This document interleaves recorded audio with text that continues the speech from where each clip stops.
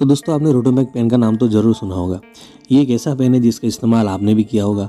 तो जबकि इस पेन बनाने वाली कंपनी ने लगभग 3700 करोड़ का स्कैम किया, तो विश्वास करना मुश्किल होगा। क्योंकि दोस्तों रोटोमैक इतना बड़ा ब्रांड था, इतनी ट्रस्टेड कंपनी थी, तो इतना बड़ा स्कैम कैसे करेगी। तो हमने थोड़ा रिसर्च करना शुरू किया और दोस्तों रिसर्च में मुझे क्या क्या चीज़ें पता चली, सारी चीज़ें आज की वीडियो के अंदर हम बताने वाले हैं।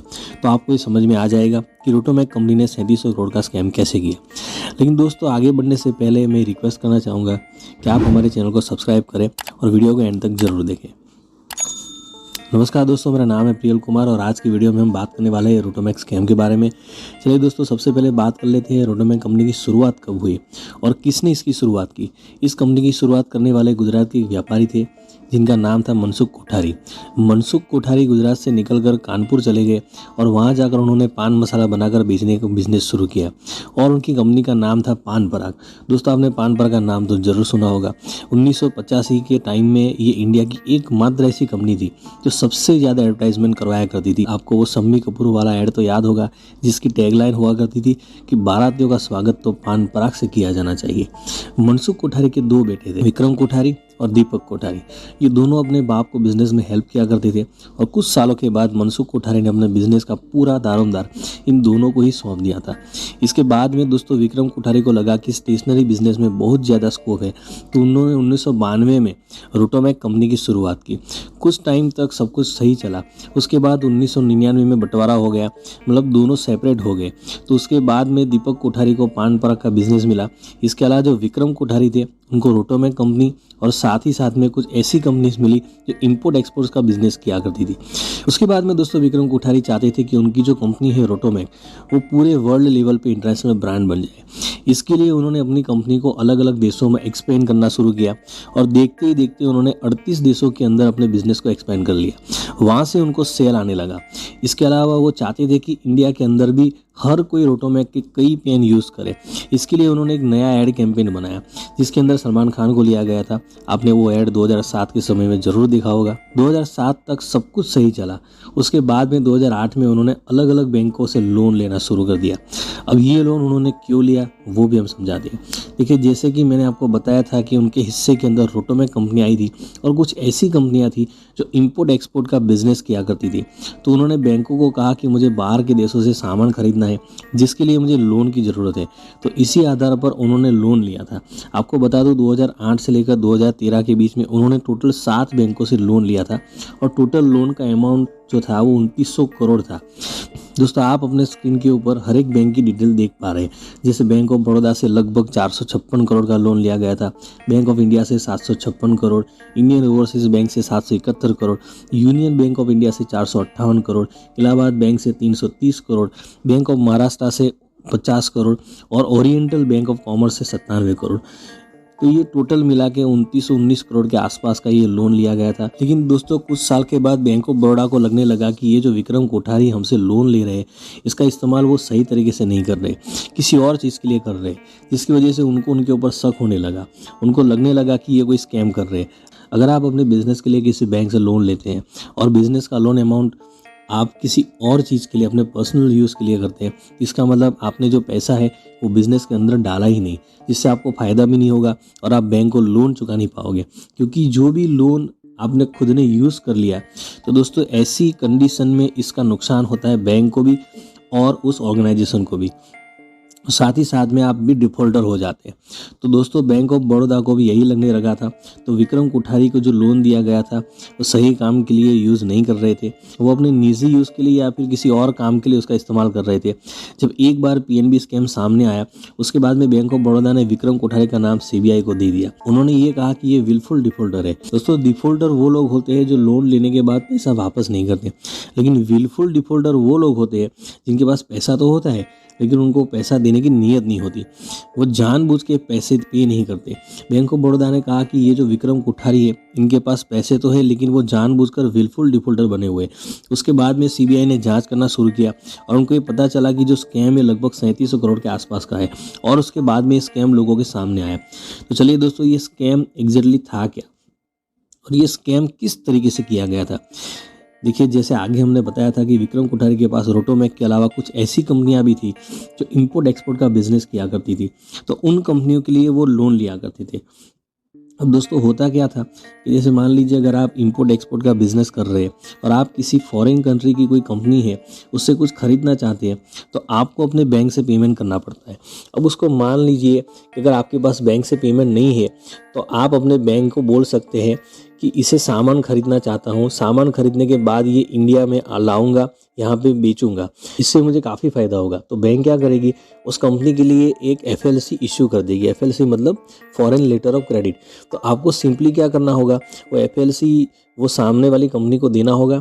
उसके बाद में वो आपको माल भेज देगी और एक बार जब आपको माल मिल जाएगा तो उसके बाद में आपकी जो बैंक है उस कंपनी को पैसे दे देगी। इस तरीके से होता है। तो विक्रम कोठारी भी इसी तरीके से किया करते थे। वो अलग अलग तरीके से बताते हैं कि मुझे इस कंपनी से कुछ चीज़ें मंगानी है, इसके लिए उनको इतने पैसे की ज़रूरत है, तो उस तरीके से लोन लिया करते थे। अब आपको लगेगा इसमें स्कैम कैसा है। मान लीजिए बाहर की किसी कंपनी से हमने सामान खरीदा तो उसको पैसे दे दिए, तो स्कैम कैसे किया।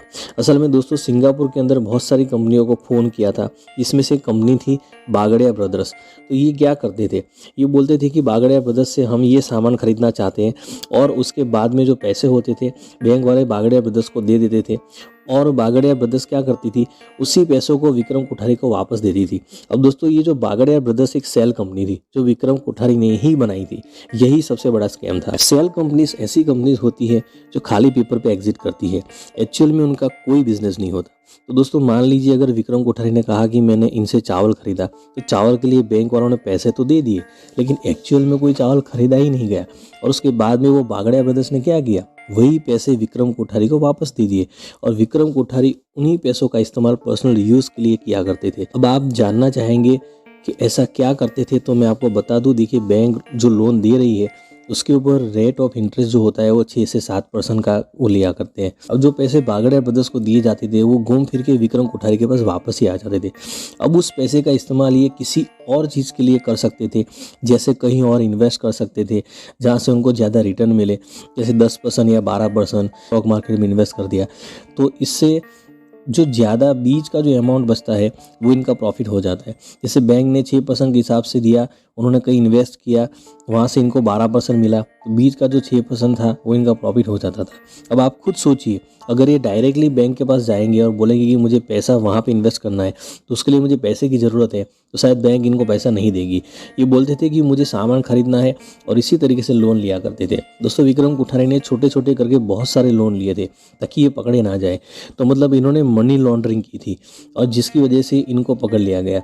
मैंने आपको पहले भी बताया था कि कोई भी ऑर्गेनाइजेशन होती है उसके लिए जो पैसा दिया जाता है उसका इस्तेमाल उसी चीज़ के लिए होना चाहिए। अगर उसका इस्तेमाल पर्सनल यूज़ के लिए किया जाएगा तो ये गलत माना जाएगा। तो दोस्तों इसी प्रकार से विक्रम कोठारी ने 7 पैकों से 2919 करोड़ का लोन ले लिया था, और इंटरेस्ट के साथ वो 3695 करोड़, जो लगभग 3700 करोड़ का होता है। तो हो सकता है आपके मन में ख्याल आ रहा हो कि इस तरह की बैंकें लोन देती क्यों है।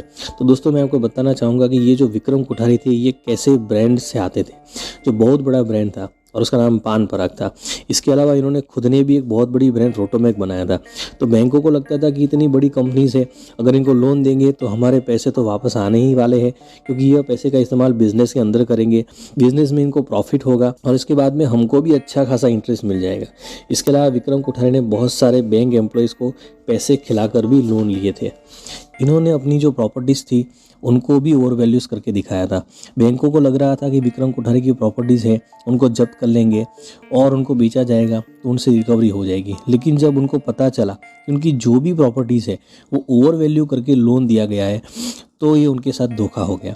लेकिन जैसे इलाहाबाद बैंक ने विक्रम कोठारी की जो 3 प्रॉपर्टीज़ जो कानपुर के अंदर थी उसकी नीलामी की, तो उनको लग रहा था कि लगभग 1700 करोड़ की रिकवरी होगी, लेकिन नीलामी के अंदर कोई भी बड़ी बोली नहीं लगी। इसके अलावा दोस्तों इंडियन ओवरसीज़ बैंक ने विक्रम कोठारी की 650 करोड़ की जो फिक्स डिपॉजिट FD थी उसको जब्त कर लिया। लेकिन जितना लोन उन्होंने दिया था उसके सामने अमाउंट बहुत छोटा था। तो आप समझ सकते हैं कि जितना भी लोन लिया गया उसके अगेंस्ट में जो भी सिक्योरिटी दी गई थी उसका वैल्यूएशन बहुत ही कम था। अगर बैंक सारी प्रॉपर्टीज़ को बेच के भी उनके पैसे रिकवर करना चाहे तो सिर्फ 20% ही पैसे रिकवर हो सकते थे। विक्रम कोठारी के जितने भी लोन अकाउंट थे वो सारे के सारे NPA हो गए। इसका मतलब क्या होता है, अगर आप किसी भी लोन का EMI अगले 3 महीने तक न भरे तो उस अकाउंट को NPA घोषित कर दिया जाता है, यानी नॉन परफॉर्मिंग असेट। उसके बाद में बैंक उसके ऊपर कानूनी कार्रवाई करती है। तो आखिरकार 2017 के अंदर विक्रम कोठारी को फ्रॉड घोषित कर दिया गया। उसके बाद में उनके फैमिली वाले और जो भी जान पहचान वाले थे उनके ऊपर क्लोज नज़र रखी जा रही थी। उनको ये भी कहा गया था कि वो देश छोड़कर बाहर नहीं जा सकते। बैंक ऑफ बड़ौदा ने CBI को कंप्लेन कर दी थी। CBI इस पूरे केस की जांच कर रही थी। उसके बाद में 23 फरवरी 2018 को विक्रम कोठारी को अरेस्ट कर लिया गया और उसके बाद में उनको 19 महीने के लिए जेल के अंदर रखा गया। फिर उनकी जो तबीयत है वो बहुत ज़्यादा ख़राब होने लगी, तो उनके वकील ने हाई कोर्ट में बेल के लिए अप्लाई कर दिया। उनको बेल मिल गई और कुछ दिनों बाद वो हॉस्पिटल के अंदर भी गए। दोस्तों, केस चल ही रहा था तब 4 जनवरी 2022 को बाथरूम में उनका पाँव फिसलने की वजह से विक्रम कोठारी की मौत हो गई। इसी तरीके से जो पूरा स्कैम था वो यहीं पे ख़त्म हो गया। तो दोस्तों, आपको समझ में आ गया होगा कि स्कैम किस तरीके से किया गया, क्यों किया गया, इस काम को करने के पीछे उनका मकसद क्या था, ये भी आपको पता चल गया होगा। उम्मीद है आपको ये वीडियो पसंद आया होगा। अगर वीडियो पसंद आया है तो लाइक कीजिए और अभी तक आपने चैनल को सब्सक्राइब नहीं किया है तो प्लीज़ सब्सक्राइब कर लीजिए। तो दोस्तों, मिलते हैं अगले वीडियो में फिर एक नई कहानी के साथ।